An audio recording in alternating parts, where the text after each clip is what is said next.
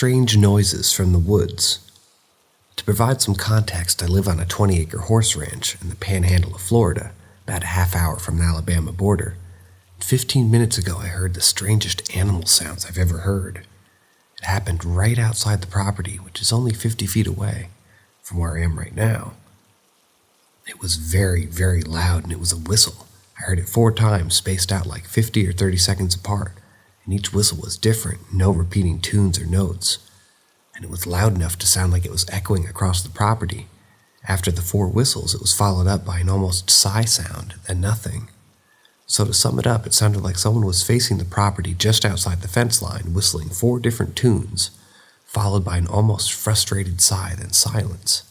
What's even more strange is that it was dead quiet while this was happening. Shortly after the silence, I could hear a pack of coyotes in the distance, which happens all the time, and owls over the lake, which is also frequent. Also, to be clear, where the sound was coming from was an open field. It's just so dark outside I can't see in front of my face. The weirdest thing is that we're more likely to hear gunshots than other people out here. The closest neighbors are like a half-mile away on the other direction, and this sound from the road was from the same side of the property. The closest neighbors in that direction are even further than a half a mile. And we have 2 donkeys on that property to ward off predators, and I didn't hear either of them warning the herd or just doing anything at all, really. Which would mean that maybe it was human and I was hearing things. But, like I said, the property is fenced and gated, so I'd need to hop the fence, and whistling is a weird thing to do when you're trespassing in an area where shooting is common. Anybody have any ideas?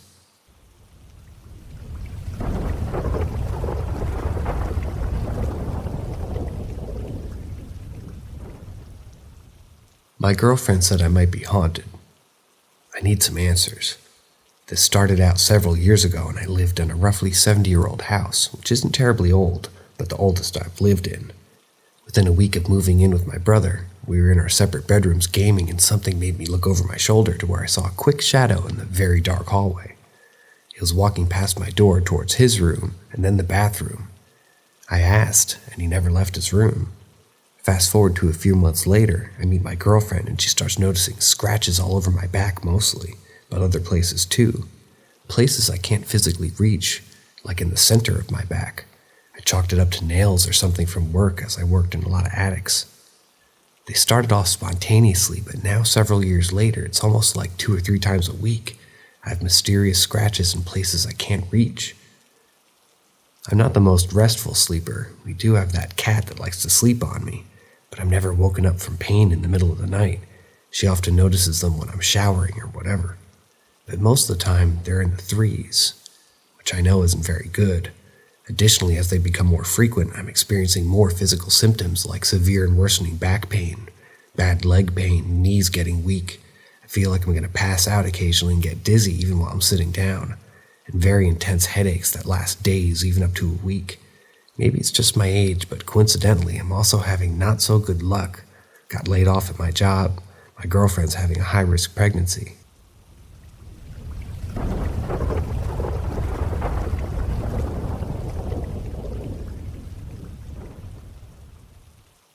When I was in my high school, my girlfriend's parents would let me stay overnight on the weekends, so long as I slept in their RV that was parked in the back of the house. I had done it multiple times. My girlfriend would come sit outside with me for a while until she got tired, then she'd go inside and fall asleep, and I would listen to my Walkman while I tried to fall asleep myself. I remember one night I was having trouble falling asleep, which wasn't so unusual for me, but as I lay there I started to notice an unfamiliar background sound. And it's when I removed my headphone that I realized it sounded like people outside the RV were having a loud discussion, but the number of voices started to multiply and get louder and louder until it was unbearable. I searched round and round, peering out the windows, but nobody was there. I was very shaken at this point, and I decided to run into the house and sleep in the living room, try to explain myself in the morning. Problem was, every time I got about 6 feet away from the RV, there'd be a flash of white, and I would open my eyes and find myself back in the RV. Now, I was nearly having a panic attack, so I called my girlfriend on the phone so she could hear how terrified I was, so she could see me coming outside to get me. I heard the back sliding door to her house open. I I heard her walk across the deck, down the steps, across the garden stones, and finally her hands fumble on the RV door, but when it swung open and no one was there. Now I was pretty much in tears when suddenly felt the presence of something behind me. I turned around and found this massive red aura hovering there, and I was just overcome with this immense sense of death and dread. I felt like I couldn't breathe, like I was being strangled. I remember feeling like this aura or energy was killing me, like absorbing my life force, if that makes any sense. I dropped to my knees and then I realized that if I didn't break free real fast, I was most certainly going to die. I don't know where I found my strength from, but I willed myself back from my feet and slammed the RV door open and bolted to where her mom, to much confusion, was. I explained everything that had happened, getting especially angry that my girlfriend never came outside like she promised. She said that we never spoke on the phone and that she had no idea what I was talking about at all. But when we compared our phones, her and her mom started talking me seriously and we began looking quite scared. The rest of the night was uneventful. Her mom let me sleep on the couch, but try as I might, I couldn't. Every time I closed my eyes, I would see a small circle of intensely bright white light.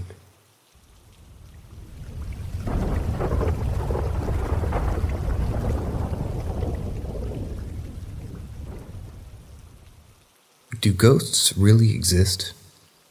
As the night fell and the moon cast its eerie glow upon the world, I couldn't help but feel a sense of unease. The silence that enveloped me was deafening, and I could almost feel the eyes of the unseen watching me from the shadows. As I pondered on the existence of ghosts, a sudden chill ran down my spine. The hairs on the back of my neck stood on end as I felt the presence behind me. I turned around, but there was no one there. But then, I heard a faint whisper in my ear. Be careful what you wish for. Suddenly the room was filled with a dense fog and I could barely see anything in front of me. I heard a crackle that sent shivers down my spine and then I saw it. A figure materialized right in front of me, dressed in a crazy outfit with Nike shoes. But it wasn't the outfit that sent a chill down my spine, it was the face. The face was twisted in an unnatural grin and the eyes were dark and soulless. I stumbled back trying to escape, but the figure kept coming closer. It spoke, but its voice was deep and unearthly. You wanted to play with a ghost, didn't you? Well, here I am. My heart raced as I tried to run, but I couldn't move. The figure laughed as it closed in on me, its breath cold on my face. I screamed for help, but my voice was lost in the darkness. Suddenly, the figure vanished and the fog dissipated. I was alone in the dark, gasping for breath. I realized then that not all ghosts were friendly, and that sometimes it's better to leave them well enough alone.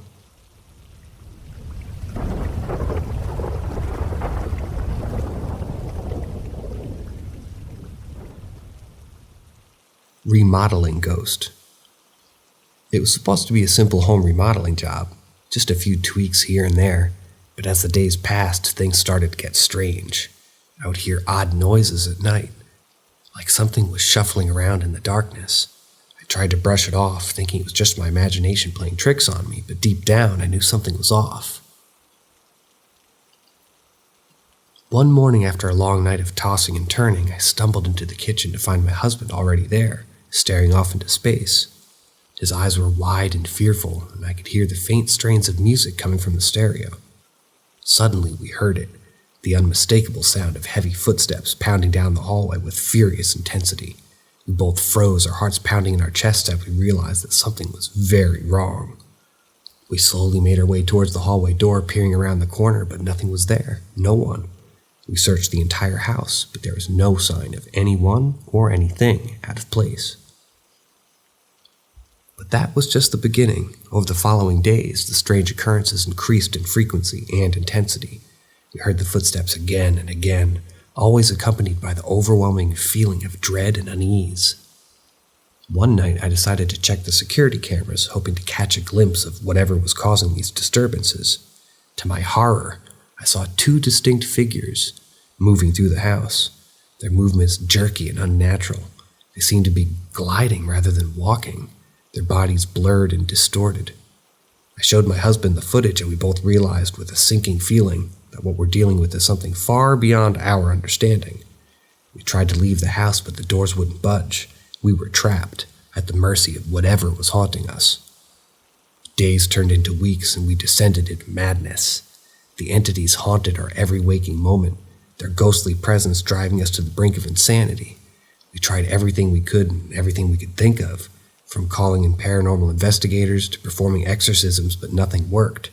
The entity seemed to feed off of our fear and anxiety, growing stronger with each passing day. In the end, we were forced to accept our fate. We became prisoners in our own home, tormented by forces we could never hope to understand. And as the days turned into months, we knew that our lives would never be the same ever again.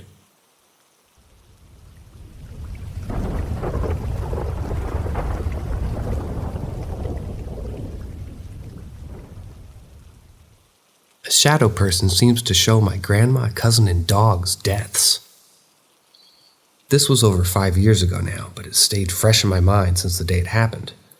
I live in Huntington, West Virginia, and up until this point, I hadn't had many encounters with strange things, but the things I did have encounters with have stuck with me, and this is one of them. I was out late one night around 2 a.m. walking with my dog, who was named Link. We walked around the block like normal, and we cut up the alleyway near my home. As we were walking past a motion sensor light that my neighbors had installed, it kicked on. As we got closer to my home, Link turned around and put himself between me and something. I turned around and squinted, looked down the alleyway, and I saw a man just standing there. Couldn't make out any features, and he was dark as the night around him. I yelled at him asking if he needed something, no response. At this point, Link is in full guard mode, growling and snarling at this guy. I pulled in Link's leash and tried to force him to move, and he wouldn't budge. After a moment, the guy started coming towards us. Once again, I spoke up telling him to back off or my dog would hurt him. He became faster, and as he neared the light of my neighbor's house, it kicked on, and this guy seemed to absorb the light. No face, no hair, nothing. And as he stepped to where Link could get him, he vanished. Link turned tail and ran to our front door and went inside. I stayed up that whole night watching and listening. The next morning, I removed, waking up and going to the bathroom.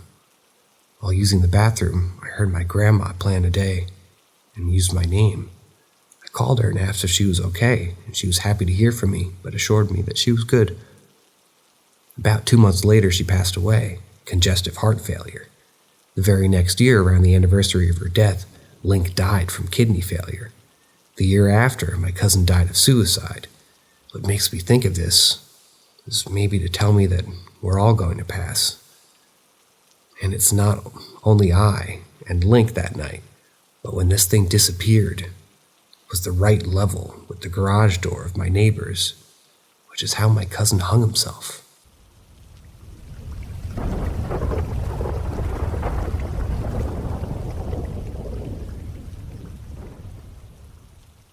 Energies in Chicago. As I entered the lobby of the hotel, a chill ran down my spine. The eerie silence seemed to suffocate me, and the flickering lights added to the already unsettling atmosphere. Despite the uncomfortable feeling, I forced myself to check in and head up to my room. Upon entering, the room spun before my eyes, and I struggled to keep my balance. I dismissed it as jet lag, and I tried to settle in, but the feeling persisted. It was as if the air was thick with an inexplicable energy, making it difficult to breathe. That night, I was jolted awake by a piercing scream that seemed to echo through the halls. I bolted upright, heart racing, but there was no one around. The room was empty, and the hallway was eerily quiet. I tried to shake it off and went back to sleep, but the nightmare that plagued me were beyond terrifying. The following day, I visited the Contemporary Art Museum, hoping to distract myself from the strange occurrences. As I walked through the exhibits, the same disorienting feeling returned, making me feel as though I were in a different dimension. I couldn't shake the feeling that someone or something was following me, watching my every move. Returning to the hotel room that night, the feeling of unease was stronger than ever. The air was so thick with energy that it was almost suffocating. That's when I noticed the scratches on the walls, the strange symbols etched into the woodwork, and the unmistakable stench of death. As I lay in bed trying to block out the horror that surrounded me, I began to chant the Maha Mantra. But instead of bringing peace, it only seemed to anger the unseen presence lurking in the room. The chanting turned into screaming, and the walls seemed to close in on me, threatening to swallow me whole. I don't remember how I managed to escape the hotel, but I do know that I'll never forget the horror that I experienced in Chicago. I still hear the screams in my dreams, and I feel the presence of evil lurking around every corner. Some places are better left unexplored, and that hotel in Chicago was definitely one of them.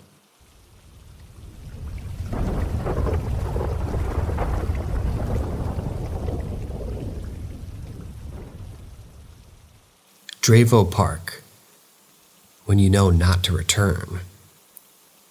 Dravo Park is one of the many parks along the Great Miami River in our area. It used to be my favorite place because we could walk our rescue pit bull there, and it was a city park, so we were all permitted to use the boat and kayak ramps. Here are the reasons I will not be going back, nor will I pull out my kayak at that ramp. First, we took our dog to walk in the basketball field. He was being reintroduced to the new situation, people, and smells due to him being prior stressful environments that caused him to bite when he got scared. And everything scared him at the time, so limited people were best. We walked the entire tree line down to the water and then back to my car along the same tree line. Whenever I get out of my car, I always attach my keys to my belt due to my habit of just settling things down. Well, guess what? No keys on the belt. It was startling to get so dark, so my husband immediately walked to the tree line once, maybe 2-3 more times. And while he's doing that, I'm settling on the ground with the pup right in front of the car. He can't find the keys, and I'm starting to make plans for a pickup. He walks to the driver's side, opened the door, and let the dogs in. And I could see his look of confusion as he closed the door and pulls the key out of the lock. Just the car key. My keychains and other keys were gone.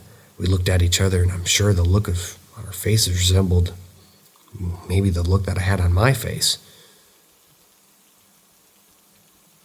As his hands met the key, my entire spirit team is screaming, "Leave now!" But I was frozen maybe 5 or 7 seconds, and it felt like something tall was standing behind me. I got cold chills, and then I hear a whisper, "Leave." I turned to see if someone was behind me, but there wasn't anything, and my gut knew that. During this whole 30 seconds from the time he found the key to us both jumping in the car, my dog was barking and growling in the back seat. Needless to say, we got out of there fast. Here's the next story and the best part. Last March, Cincinnati had record rainfall. We decided to take my daughter to Dravo Park an hour before dusk. The temperature was 45 degrees when we start the walk down to the boat ramp. There's a hill to the left, right there, that rises up about 50 feet. And then flattens out in the woods behind there. Prior to this day, I wouldn't have known how high the hill goes up due to the tree and the large amount of tropical Ohio brush. We could see that the water had risen to the top of the hill, and back about 70 or 100 feet, we decided to go explore the top of the hill because the water had taken the brush out from the entire area. As we were walking, you could see the path that was rushing water, took and through the mud. We walked about 20 minutes in or so, and I noticed the sun's going down. My husband and daughter were in the front of me, and I say, "We're losing light, we gotta turn back now." And I pivoted on my foot and turned around, stopping, immediately gasping. There stood a man less than 10 feet from me. He was old with many wrinkles. He was tall and wearing old-style colors. His jacket was blue and his pants were blue. His hat looked like a thick bear, and strands of hair poking out all around it. He was skinny and looked emasculated and frail. He didn't move and just stood staring at me with his hands at his side. A couple seconds slowly crept by, and I hear my daughter say, "Mom, Mom." I turned to see what was wrong, and when I turned, he was gone. Apparently they had been calling my name for a better part of a minute, and I didn't hear them. So what I thought was 10 seconds was a lot longer for them. So I'm freaking out, and we immediately hike back to get back to the car. As the sky loses its last bit of light, guess what? No keys. That's when I really freaked out. There were no lights in this park at all, and the temp was dropping. There was no way we could turn around and go back into the woods to look. The car was locked, and yes, we checked the door. I called my older daughter to get a ride out of that place. Next day, my husband took his bike to went back and go look for the keys, and he found the car key. He said he walked the whole area we were and didn't see them. But as he walked back to the boat dock at the top of the hill where the concrete meets the grass, there were my keys, stuck in the ground, standing straight up in the area I never walked in. I vowed never to return, and I should have kept away, but I didn't. 2 weeks ago, we were teaching my youngest to drive in the back road. because there's a lot less traveling there. She was pretty nervous and about 20 minutes into it, and then she was done. Drayville Park was on the right, so I told her to turn right and park and switch. She starts to make the turn into the parking spot and the car lunges forward. There were woods about 8 feet from the concrete barrier at the top of the spot. I'm screaming, "Brake, brake!" And I see her leg move up and down, trying to brake with no avail. Then suddenly the car stops within an inch, to spare throwing all of us forward. Once it was in park, I turned to her and asked her what she didn't brake for, and why she was hitting the gas and pulling into a parking spot. At this time she's crying, saying that she was braking and that it weren't working. At the time I didn't believe her. Once I was home, I started to think about all the creepy things that had happened in Drayville Park, and I determined I'm never going to go back. I will never dock out my kayak there, and I'll never kayak the extra 3 miles to the next pullout. What do y'all think? Haunted park?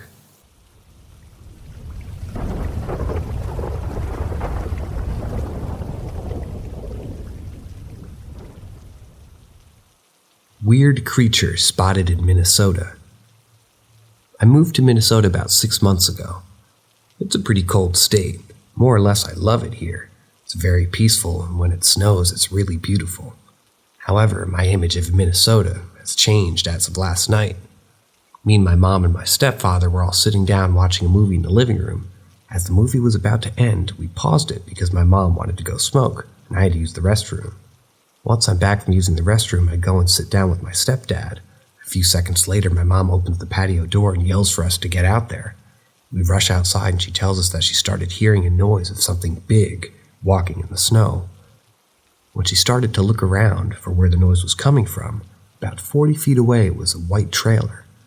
She said that when she looked over there, she saw something with red eyes staring at her. She said that it looked like a really big dog. At first, my stepdad said that it was probably a coyote.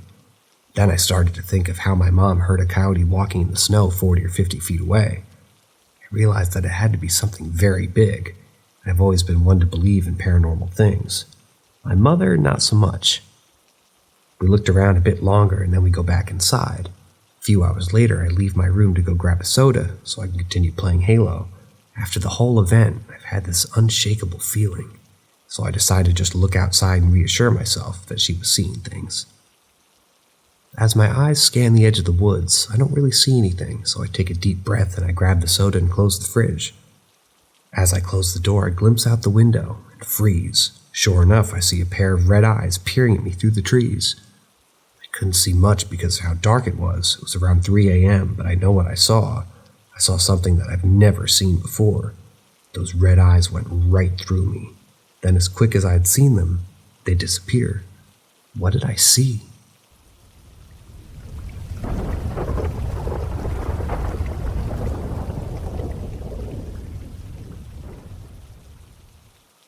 Something screamed at me.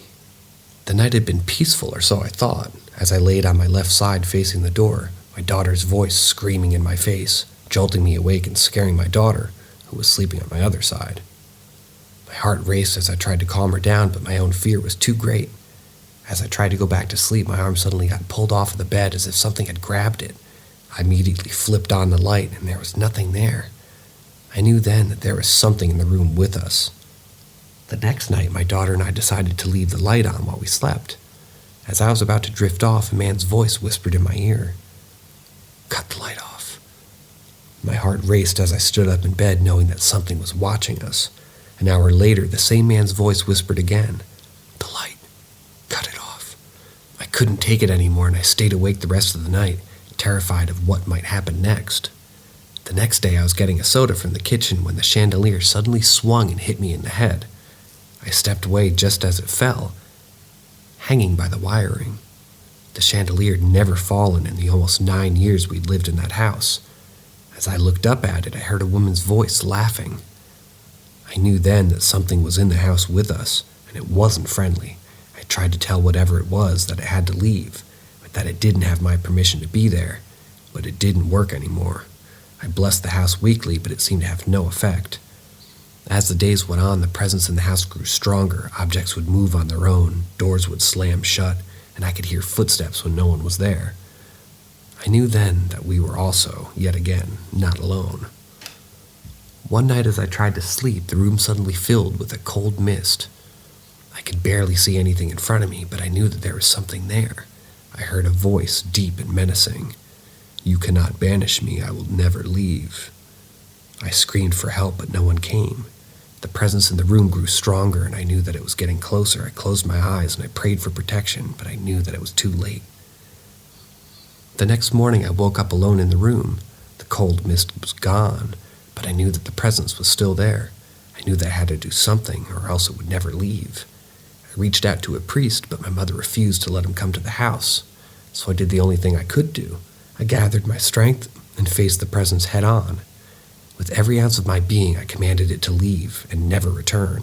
The room shook as the presence fought back, but I refused to give up. Finally, with the burst of energy, the presence was gone. I collapsed onto the bed, exhausted but relieved. I knew that the battle had been won, but I also knew that the war was far from over. The presence was gone, but I could feel it lurking in the shadows, waiting for its next opportunity to strike.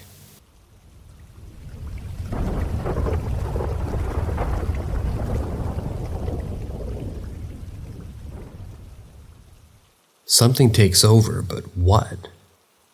It all started innocently enough. I'd feel this strange sensation inside of me, like something was trying to claw its way out from deep within my soul. It was unsettling, but at first I tried to ignore it, thinking it was just a passing phase. But the episodes became more frequent and more intense. I'd black out for hours at a time, wake up to find myself in strange places with no memory of how I got there. And then there were voices, whispers in the back of my mind that seemed to urge me towards something dark and sinister. My daughter noticed the changes in me first. She said that my voice would change, becoming deep and gravelly, like something out of a horror movie. Then there were the blackouts. She said that everything around me would get darker, like a shadow was slowly creeping across the room, snuffing out all the light and happiness in its path. I tried to brush it off, thinking that this was just my imagination playing tricks on me, but the more I tried to ignore it, the stronger it became. I would wake up with scratches and bruises on my body, with no recollection of how it got there. It wasn't until my daughter started to become frightened of me that I knew something was seriously wrong. She said that whatever took over me during these blackouts was terrifying, but she didn't think I would ever hurt her. I sought out help of doctors and psychiatrists, but they all told me the same thing, that there was nothing physically wrong with me, and that my blackouts were likely caused by some form of psychological trauma. But that didn't explain the whispers or the deep ominous voice that seemed to be lurking just beneath the surface of my consciousness. I was beginning to fear that I was losing my mind. One night during a particularly intense episode, I felt something inside me snap. It was like a dam bursting open, and all the dark, twisted energy that had been building up inside me was just suddenly unleashed. I remember very little of what happened next, but when I came to, I was surrounded by carnage. My daughter was cowering in the corner, her eyes wide with fear as she looked at me like I was a monster. I knew then that I had to get help, before it was too late. But I also knew that there was something inside of me that was beyond my control, something dark and malevolent that was slowly taking over my mind and my body. As I sit here now writing these words, I can feel it stirring within me, like a sleeping giant slowly waking from its slumber, and I know that sooner or later it will take over again, and there will be nothing I can do to stop it.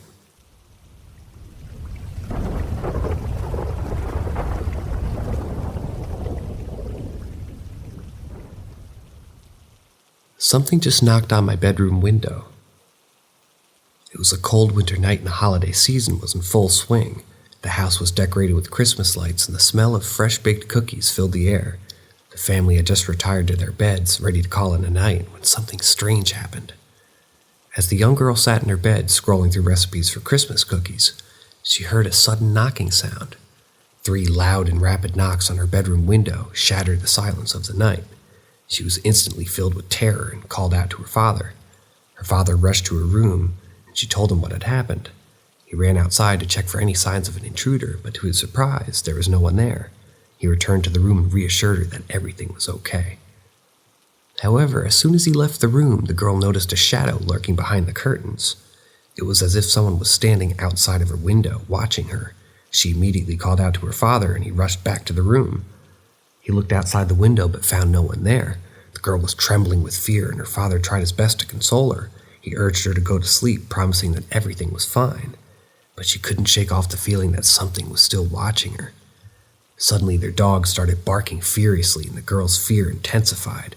She had never seen the dogs behave like this before. It was as if they sensed something sinister lurking outside the house. As the night progressed, the knocking on the window grew louder and more persistent. The girl's father tried to calm her down, but the sound of the knocking echoed in her ears, and she couldn't shake off the feeling of being watched. Hours went by and the family waited for the night to pass, but the knocking on the window continued. The girl tried to close her eyes and force herself to sleep, but every time she did, the image of the shadowy figure behind the curtain would flood her mind, and she would jolt herself awake, paralyzed with fear. The night was long and grueling, and the girl couldn't wait for it to be over, and the first rays of sunlight crept through the window. The knocking finally stopped, and the girl felt a sense of relief wash over her. The family breathed a collective sigh of relief, glad that the night of terror was finally over. However, the girl couldn't shake off the feeling that something dark and malevolent was still lurking around, waiting to strike again. But she knew that she would never forget that terrifying night and the fear that consumed her. From that night on, she always slept with one eye open, knowing that the darkness held many secrets, some of which were best left undiscovered.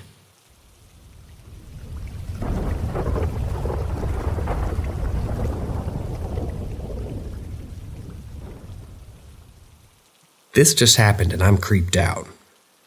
It was a typical evening and I'm going about my business in the back of the house, and suddenly I hear a sound that made my blood run cold, the front door opening. I froze in my tracks trying to process what I just heard. I knew that I was home alone, so the sound of the front door opening had to mean that someone was in the house with me. I slowly made my way down the hall, trying to keep as quiet as possible. As I approached the living room, I saw that the front door was standing open, swaying gently in the breeze. At first, I thought that my mother must have come home from work early and was just in her room, which was near the front door, but as I called out to her, there was no answer.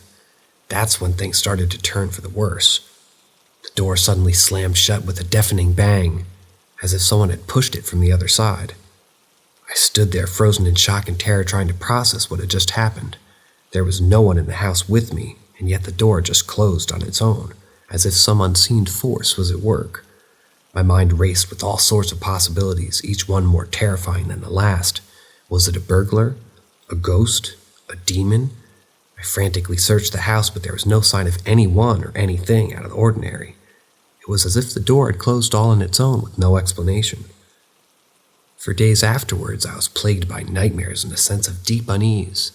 Every creak of the house, every gust of wind made me jump out of my skin, convinced that something was lurking just beyond my field of vision. Even now, as I sit writing these words, I can't shake the feeling that something malevolent is watching me, waiting for the right moment to strike.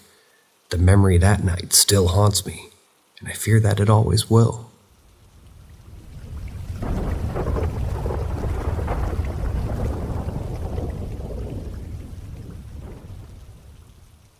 Put dishes away clean and they keep coming out dirty again. I've been living in an apartment for a few months now, and I always put away clean, dry dishes. A few times, I've noticed a few small brown stains on the dishes after I take them out, like someone had spilled some coffee and let it dry. I didn't think much of it at first, maybe missed a spot, until one day the whole stack of plates had the same small, dry brown spot on them. I washed every single one, wiped the cabinet, put them all away. I forgot about this until tonight, when I took out the gravy boat I had just used, washed, and put away a couple of weeks ago. It was completely dirty in the same way, but couldn't be explained away by anything. There's no evidence of any leaks coming from above the cabinet, and this has happened in the bottom shelf. I've tried Googling and saw nothing, but I thought I heard something paranormal that had to do with dishes getting magically dirty in the cupboards. Any input is appreciated. Don't roast me for not doing this before. This is just short-term rental and we're moving out soon. We had a roof leak in the kitchen one time when there was a really heavy rain, but the drips were nowhere near the cabinet.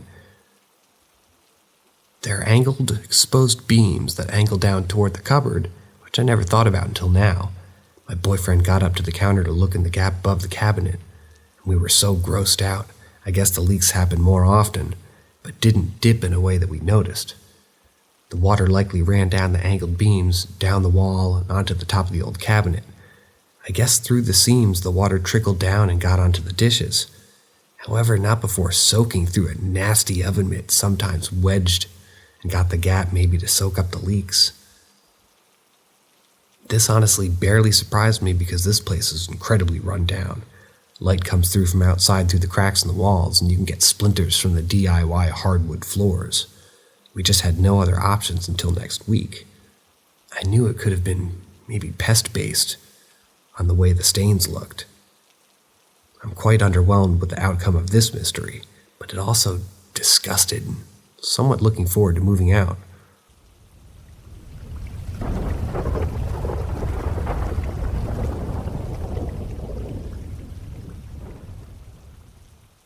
Chills down my spine. As an undergrad student at the College of Staten Island, I knew the history of the campus. There had been whispers of strange occurrences and unexplainable events, but I never truly believed them until what happened to me the other day. I was in the library on the 3rd floor, trying to study for my upcoming exams. It was getting late and there were fewer students around me. I had my AirPods on and noise cancellation on, but no music playing, when I suddenly heard the most blood-curdling scream. It was so loud and intense that it felt like it was right next to me. At first I thought someone was being murdered or hurt.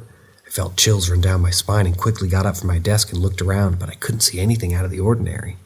The scream had stopped, but the silence that followed was deafening. I quickly ran down to the 1st floor to tell the librarian what had happened, but when I told her, she seemed skeptical and didn't believe me. She went and asked another librarian if she had heard anything, but she said no also. We both went back up to the 3rd floor and we walked around. We saw a group of girls huddled together looking frightened. We approached them and asked if they had heard the scream. They said yes and had gone to look around, but they hadn't found anything or anyone. I felt relieved that I wasn't the only one who heard the scream, but it was also sending shivers down my spine. As we left the library, I couldn't shake off the feeling that something just wasn't right. I had heard stories of strange occurrences happening at the campus, but I never believed them until that day. The scream felt like it came from beyond this world. It made me wonder if there were any similar stories. That night I couldn't sleep. I kept hearing the scream echoing in my head, and I was afraid that something was watching me. The more I thought about it, the more I realized that there was something evil lurking on the campus, and it was coming for me.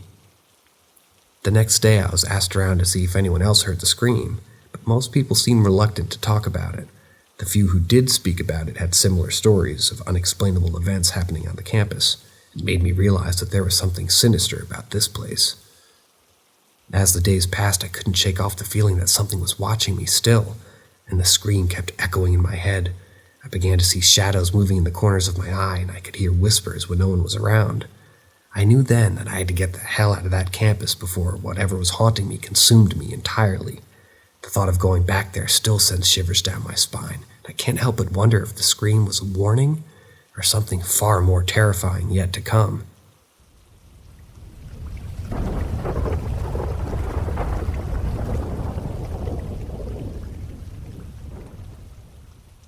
Story of my life. The memories of strange occurrences still haunt me to this day. It seems as though I'm always the one to experience the unexplainable. It's almost as if I'm a magnet for the paranormal, but the events that occurred a year ago still sends chills down my spine. I was sitting in the living room with my family, enjoying a relaxing evening together, and suddenly out of nowhere I was hit in the head with a ball of paper towel. My mother and I looked around searching for an explanation, but there was none to be found. It was as if the ball had appeared out of thin air. Curiosity got the better of me, and I decided to throw the ball in front of me to see what would happen. To my shock, a few minutes later I was hit again. It was as if someone or something was playing a game of catch with me. My family and I searched the room, but no one was there. We were all alone, yet we were not. The attacks continued until I decided to put the ball on a high shelf and leave it there. It was the only way to make it stop, but even after that, I couldn't shake the feeling that something was watching me, waiting for me to let my guard down so we could strike again. I eventually moved out, hoping to escape the strange occurrences that seemed to follow me wherever I went. For a while, things were good, but I can never forget that feeling of being watched or the inexplicable events that occurred that night. I fear that they will never truly leave me alone.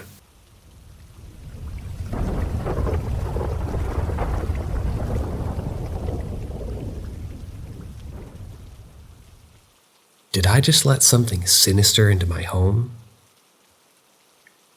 This morning I woke up at my usual time, 5 a.m., to go to the gym before class. I'm off campus staying with my parents, however they're away for a month, so I've had the house to myself. And while anyways, every morning I wake up, let my dog out and go do his business, shower, brush my teeth, let him back inside before I get dressed and leave. This morning I woke up a little weird. The house had a strange energy and my gut sensed that something was up. I let my dog into our pitch black backyard. The deck light didn't turn on like it usually does, which is unusual, but I thought nothing of it and went to go take a shower. After my shower, I went back to the sliding glass door to let my dog in, and I could see him sitting there waiting for me. I opened the door and watched him, a large black lab, walk in and under the table. I then proceeded to close the door and walk to my room and get dressed. Here's where it gets weird. As I was leaving the area where the back door is, I felt the same strange feeling that I had been feeling all the morning. I decided to look at the dog's bed and noticed that he wasn't in it, so I looked back at the door and saw to my utter confusion that he was still sitting outside. My stomach instantly dropped. I could have sworn on my life that I just watched him come into my house and under the table. I walked back to the door, let my actual dog inside, and as I thought more about it, the thing I let in before looked more like a shadow rather than a dog. As she was waiting for me at the gym, she said it was probably just my imagination. But I never ever imagined something this real. I wasn't even tired. I noticed that my dog was acting a little strange too, staring at one of our walls and growling quietly. I left soon after that, and I got on with my day. I'm at a loss. If anyone has a possible explanation to ease my nerves, because I'm really dreading sleeping there alone tonight.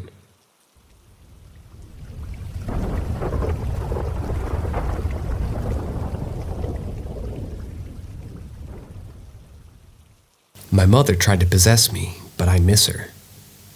I belong to a small town in Japan, and for many years, it's been very secluded from all the modern-day technology and professes and conservative and backwards ideologies, but my dad, who was brought up in a different area for a few years of his childhood, didn't believe in any of that. My upbringing was also modernized because of his thoughts, processes, and parenting skills. I don't remember much of my mother, as I'd lost her at a very young age of 8, due to a terrible illness which totally destroyed her skin and made her look rather unpleasant.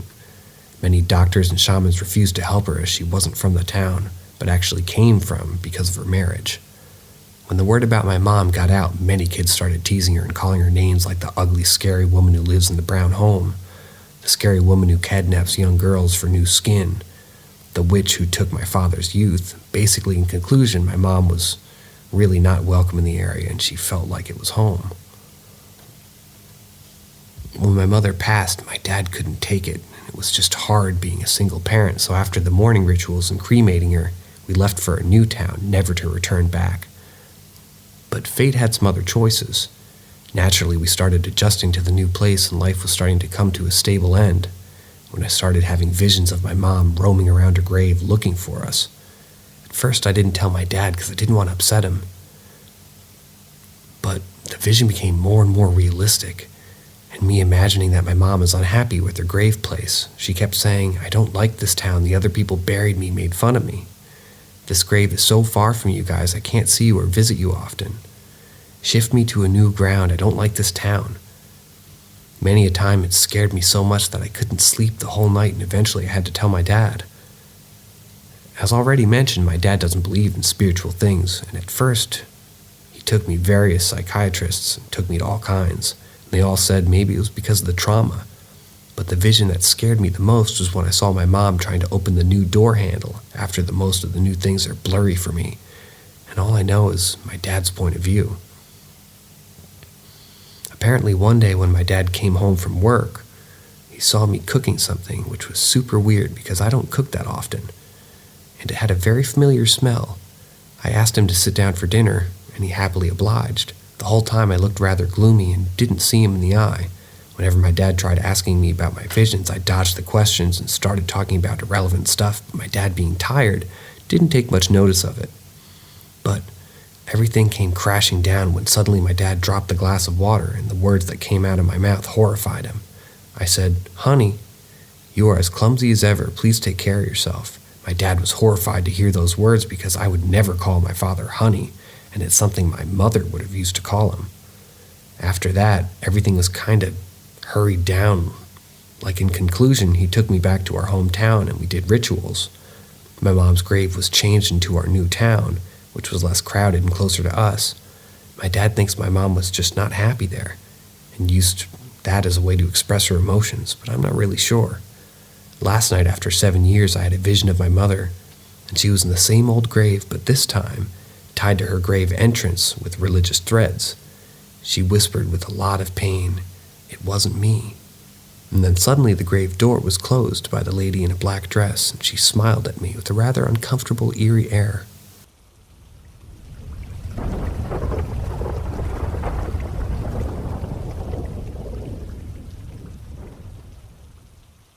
Is it possible to hear your own ghost? Living in a new trailer park can be an exciting and thrilling experience for anyone. For me, it was a chance to start fresh and create new memories, but little did I know that the trailer I moved into held a dark and ominous secret that would soon reveal itself. As the first tenant of the trailer, I was unaware of the history of those who had lived there before me, but it wasn't until my roommate moved in that things started to take a dark turn. We would often hear strange noises and footsteps coming from different parts of the trailer, even when we were all away. It was as if someone was walking around the trailer, but we couldn't see them. At first, we thought it was just our imaginations, but we were all experienced it together. It was just too eerie to ignore. We rarely heard each other speak, and when we did, it was just a simple hello, but it was the sounds of footsteps that chilled us to the bone. It was as if the previous tenants of the trailer were still there, walking around and haunting us with their presence. The strange occurrences continued for weeks until something even more terrifying happened. I heard my own footsteps coming from the other side of the trailer, but I knew I wasn't there. I was out running errands. It was as if my own presence had been duplicated and was now haunting me. As the days passed, the situation only grew more dire. We started to experience even more strange phenomena, including objects moving on their own, doors opening and closing by themselves, and an unexplainable feeling of dread that seemed to permeate every corner of the trailer. We began to research the history of the trailer and discovered that it had been used as a temporary morgue during a natural disaster that had occurred years before. It was then that we realized that the sounds and footsteps that we were hearing were the restless spirits of the deceased, still trapped within the confines of the trailer. We were trapped in a nightmare, unable to escape. The spirits had taken up residence in our home. The trailer was no longer a sanctuary, it was a prison, a haunted house that we couldn't leave. The fear and dread consumed us, and we knew that we were in the fight of our lives. We desperately sought out help from paranormal experts, but even they were unable to rid the trailer of its ghostly inhabitants. It seemed as if the spirits were too powerful, too rooted in the trailer's history to be removed. Years have passed and the trailer still stands, a haunted relic of the past that no one dares to enter. The spirits that haunt it still roam the halls, their presence felt by anyone who dares to come near. The trailer is a dark reminder that some things are best left untouched, and that there are some secrets that are often better off hidden.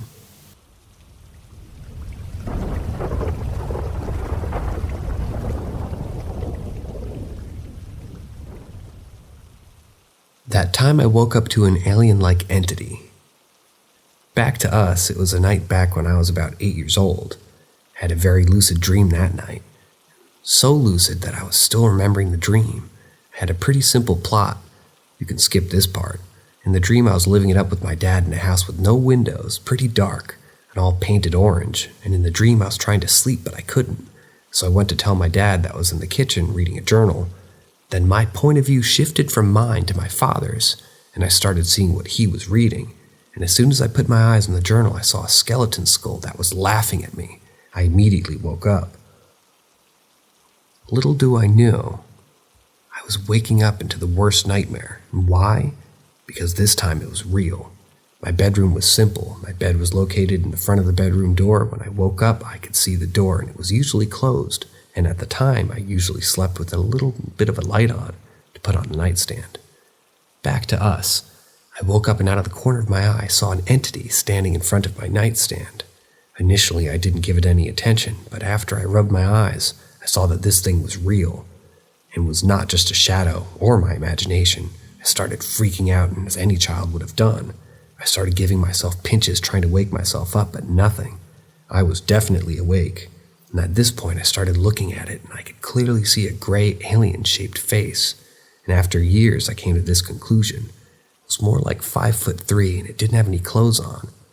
It had an elongated skull, and it had its back to me as if it was looking at something over my nightstand.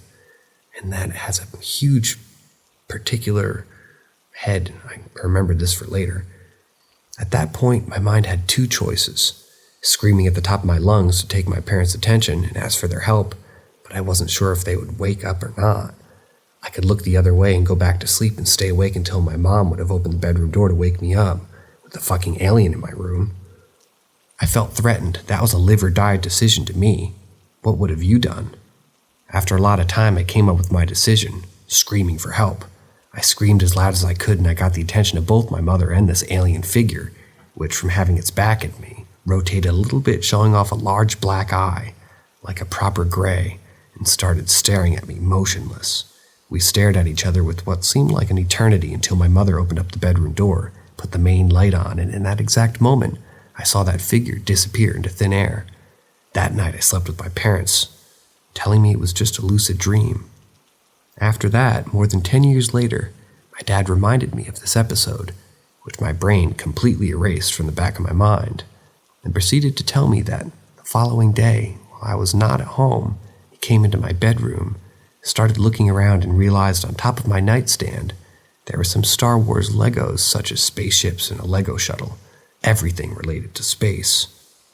I still have goosebumps thinking about that terrible night, and now I'm happy I can share some of it with you.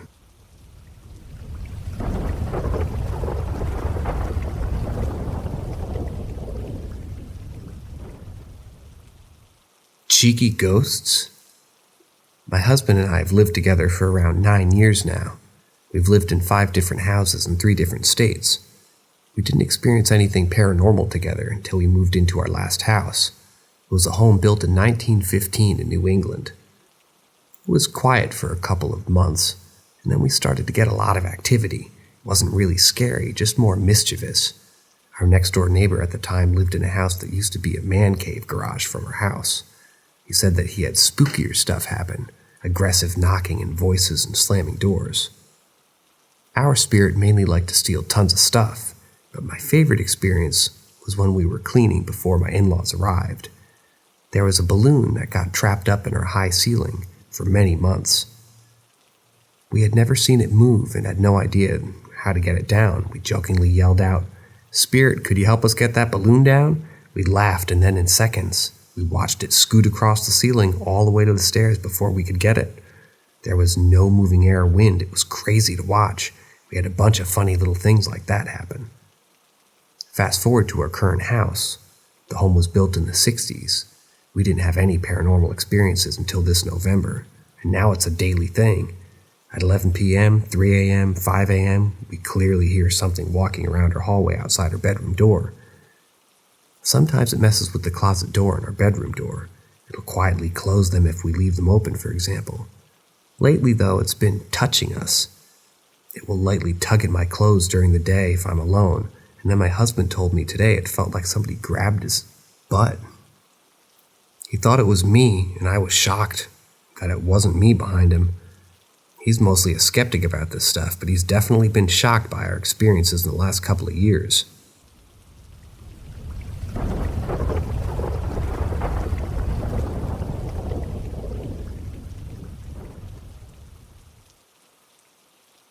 The Copper Queen.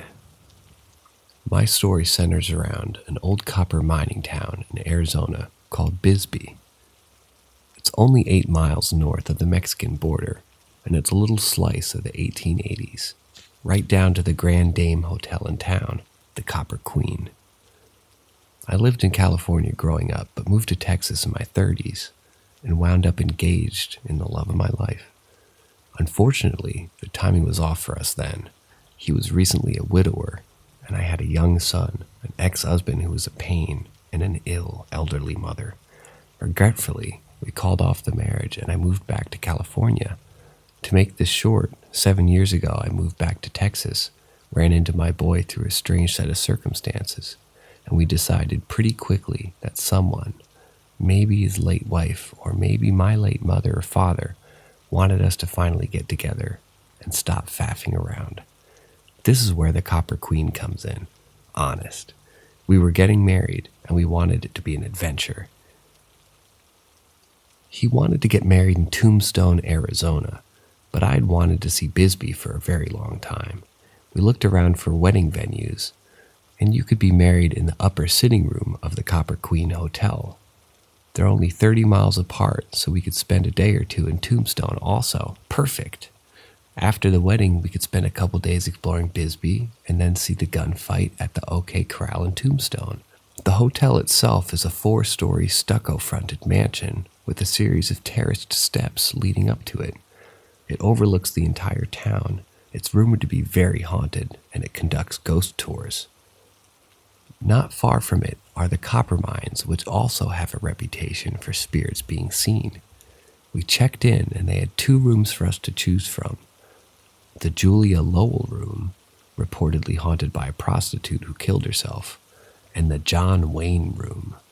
He was a frequent guest when he was shooting films and was known for having the room closest to the bar so that he could find his room after a night of drinking in the saloon at the hotel. They took us first to see the Julia Lowell room. I walked in and was immediately hit with, "I see you." Not on my wedding night, no thank you. I noped out of there as fast as humanly possible. My oblivious fiancé argued about it all the way down to the John Wayne room, and I couldn't understand my no, just no, but hell no attitude. The John Wayne room was homage to his movies. Fiancé settled down pretty quickly when he saw it. He'd been a cowboy in Kansas for 20, so this was nirvana to him. We got married in the sitting room on the 3rd floor in front of a beautiful fireplace at sundown, in Levi's. Much to the amusement of people wandering through the gingerly backing out of the wedding. It was funny and sweet, and we loved it. We had dinner in the hotel restaurant and followed it up with a few drinks in the hotel saloon. We got up to our room and unlocked the door. I flipped on the light switch. It flipped back off. I did this a couple more times, and each time the lights all switched off again. Okay, then we turned on the TV. It died. We had to call down to the office and have them bring up a whole new TV. This was getting interesting. I had the feeling of energy everywhere in this hotel, but whatever it was felt curious, not threatening, so I shrugged it off. At least the lights were finally working. We went up to sleep somewhere around 1 a.m. I have no idea what time the noise woke me up, but I was hearing people in the sitting room or common room on the floor arguing. It was a man and a woman. I couldn't tell what they were saying, but it was some kind of fight where you hiss insults at each other. They had also turned on an antique radio that I had seen because I could hear music too loudly through the door. I could have told you the name of the song, but it reminded me of the Tennessee Waltz. I looked out of the peephole, but the sitting room was just all left. All that I could see was the stairwell leading down to the lobby. I wasn't about to open the door. My husband told me not to overreact, and maybe they'd quiet down. Instead, they got louder to the point where they were yelling, but trying to keep volume down because the area being a public space. I asked my husband to go out and break it up, but he refused to go out and get involved in a domestic dispute, especially between drunks. Things sounded like they were breaking glasses. Was she throwing things at his head? About 20 minutes of this, and I got fed up and headed for the door. As I did, it sounded like an argument moved into the room a couple doors down. I heard their door open and slam twice. The voices were still yelling, but they were behind a closed door now. Still, this was ridiculous. I called the manager on duty down in the lobby. The manager listened to me rant for a couple of minutes, then said, "Ma'am, can you calm down to the lobby?" 30 seconds later, we were downstairs and I smiled apologetically and pointed to the room where the noise was. He looked at me with the blankest expression. I grabbed my husband and he too told the manager all about the drunken roaring fight that had been going on for quite a while. The manager turned the printed register around to face us where he could see the room assignments. The room 2 doors down? Empty, unoccupied. The room next to us? Empty. 2 more rooms close to us? Empty. His expression clearly said that he thought we'd lost our minds. Now the lobby is 1 floor down, and you can almost see it from the open stairwell. They had heard no fight, no door slams, and hadn't heard the music.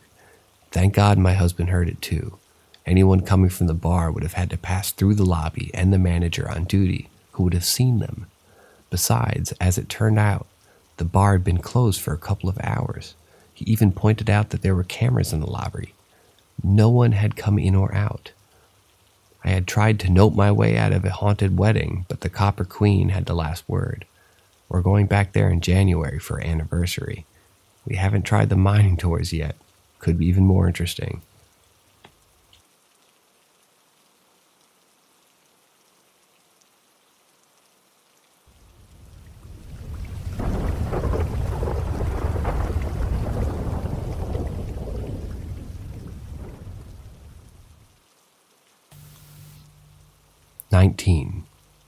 When I was in high school, I'd spend most evenings at my friend's house with him and his mom. Their home had basically become my second home.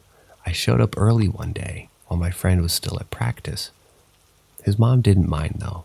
She invited me in, and she'd be home soon. We can play some dominoes or something till he comes home. She had always told me stories about a ghost she had in her house, doing all the normal ghost shit. Turning on lights, turning on water, faucets, footsteps, and opening doors. I always thought she was just trying to scare me, until this night.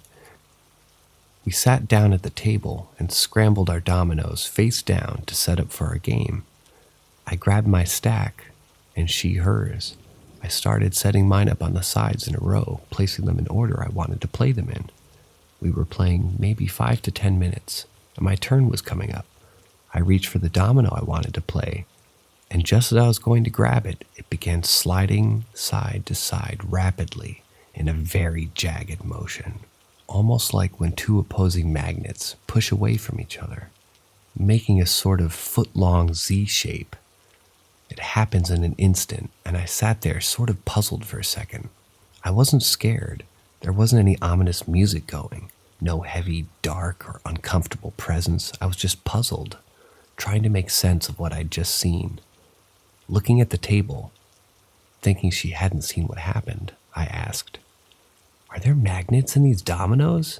"No," she yelled before I could finish. "And that domino just moved. I told you I had a ghost in my house." The memory is etched into my mind, and I will never forget it. I can still hear every inflection in her voice, the look on her face, and the vivid image of the domino still standing on its side after sliding across the table in front of me.